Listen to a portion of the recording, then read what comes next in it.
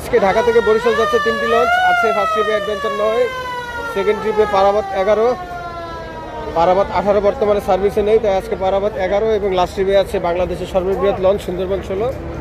সদরঘাট থেকে একসময় নিয়মিত 35 থেকে 40টি লঞ্চ ছেড়ে যেত, এখন সেখানে 15টি লঞ্চ ছেড়ে যায় কিনা সন্দেহ আছে প্রতিদিন দূরপাল্লার রুটে। আমি দূরপাল্লার রুটের কথা বলেছি, চাঁদপুর বা ইলিশাবাদের। তো এই গল্পগুলো আসলে আপনাদের কাছে এখন আমাদের কাছে গল্পই মনে হচ্ছে, বাট এটা একসময় বাস্তবতা ছিল। তো সেই কথা এখন তো আর বলে লাভ নাই। লঞ্চ সেক্টর সীমিত হতে হতে এটা শেষ পর্যন্ত কই দাঁড়ায় বলা মুশকিল।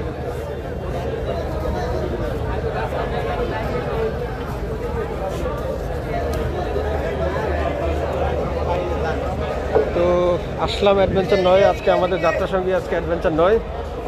দেখি কি অবস্থা, আমাদের কেবিন টিবিন আছে কিনা।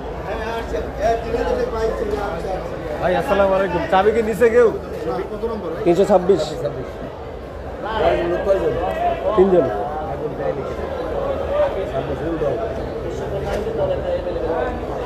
কেবিনের চাপ আছে মোটামুটি, সব হয়ে গেছে আলহামদুলিল্লাহ।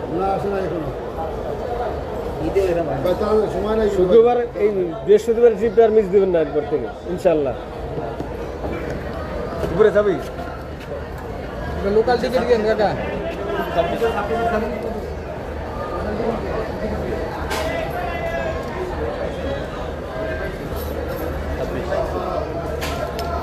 তো আমরা একটি ডাবল এসি কেবিনে যাচ্ছি আজকে, 326 নম্বর কেবিন। আর দেখি আজকে বরিশাল ঘাটে আর কি অবস্থা। অ্যাডভেঞ্চার 9-এর কেবিন সব ফুল, আমরা যেটা জানতে পারলাম। আমার আগে বুকিং ছিল, যে কারণে আমার খুব একটা সমস্যা হয়নি। এদিকে আছে পারাবত 11, আজকে সেকেন্ড ট্রিপের লঞ্চ, এবং লাস্ট ট্রিপে আছে দেশের সর্ববৃহৎ লঞ্চ সুন্দরবন 16। লাভ লস যাই হোক না কেন।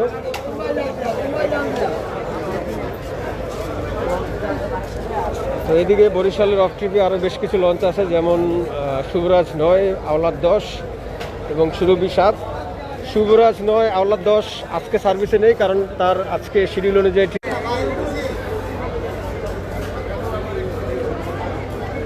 তো অ্যাডভেঞ্চার 9 আজকে ফার্স্ট ট্রিপে যাচ্ছে, এবং ফার্স্ট ট্রিপের বাকি যে 2 লঞ্চ শুভরাজ 9 এবং আওলাদ 10 আজকে সার্ভিসে নেই।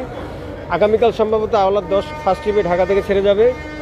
আর সুরভি 7 এখনও ঘাটে বসা, এটার মালিকানা পরিবর্তন, স্ক্র্যাপ করা বা কী হবে ভবিষ্যৎ, সেটা নিয়ে কি জটিলতা আমাদের সঠিক ধারণা নেই। তবে জটিলতা তো কিছু একটা আছেই, কারণ লঞ্চটি শোনা যাচ্ছে বিক্রি হবে, আবার শোনা যাচ্ছে বিক্রি হয়ে গেছে, আবার শোনা যাচ্ছে স্ক্র্যাপ হতে পারে। তো এই ধরনের নানা নাটকীয়তা সুরভি 9 7 নিয়ে চলছে।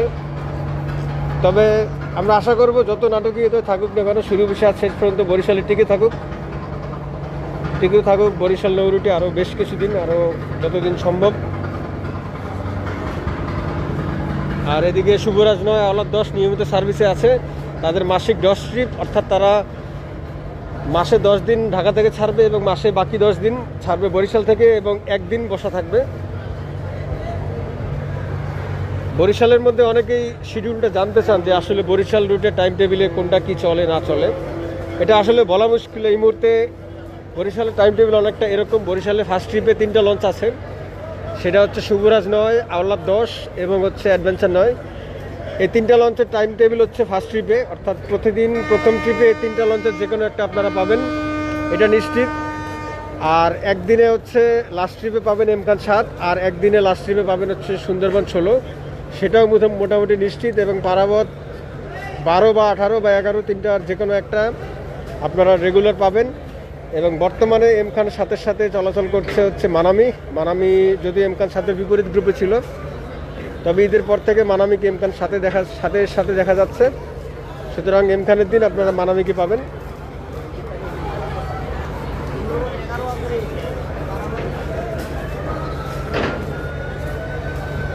সুন্দরবন 16 লঞ্চটাতে ট্রিপ দিয়ে খুব মজা। এর বিশালতা, এই লঞ্চের আরাম, ওভারঅল সার্ভিস, খাবার দাবার সব কিছুই আমাদের কাছে বেশ ভালো লাগে।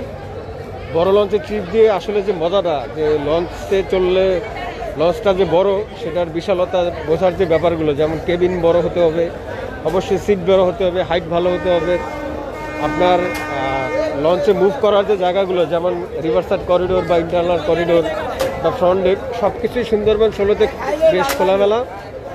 এবং বাংলাদেশের সর্ববৃহৎ লঞ্চ হিসাবে যে সবচেয়ে বেশি খোলামেলা হওয়ার ব্যাপারটি সুন্দরবন 16-তে থাকার কথা, সেটা কিন্তু খুব ভালোভাবেই আছে। এই কারণে সুন্দরবন 16-তে ট্রিপ দিয়ে আমার ব্যক্তিগতভাবে বেশ ভালো লাগে। আপনি লঞ্চে মোটামুটি খাওয়া দাওয়া করে পুরো লঞ্চটা 2 থেকে 3 বার চক্কর দিলে আপনার মোটামুটি রাতের অর্ধেকটা কেটে যাবে। আর বাকি সময়টা আপনি বিশ্রাম নিলে আপনার ভ্রমণটা বেশ আরামদায়ক হবে। তো আজকে সকালবেলা বৃষ্টি ছিল, তবে এই মুহূর্তে সদরঘাটে বৃষ্টি নেই, আকাশ একদম ক্লিয়ার। দক্ষিণা বাতাস আছে ভালোই, নদীতে কিছুটা ঢেউ হবে। দক্ষিণমুখী যে ঢেউটা, দক্ষিণ থেকে উত্তরমুখী যে ঢেউটা, বর্ষার নিয়মিত ঢেউ, সেটা থাকবে আশা করি নদীতে। আর বৃষ্টির সম্ভাবনা রাতে আছে কিনা জানি না।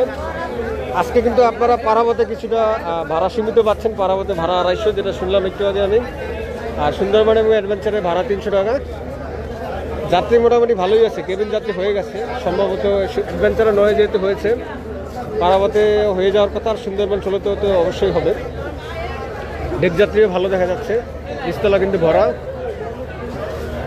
তো যাই হোক, যে যেখানেই থাকেন, যেখান থেকে দেখছেন, সবার জন্য শুভকামনা রইল। সুযোগ পেলে লঞ্চে ট্রিপ দিবেন, সাবধানে ট্রিপ দিবেন, সাবধানে থাকবেন। আজকে লাইভটা এখানে শেষ করছি। আল্লাহ হাফেজ।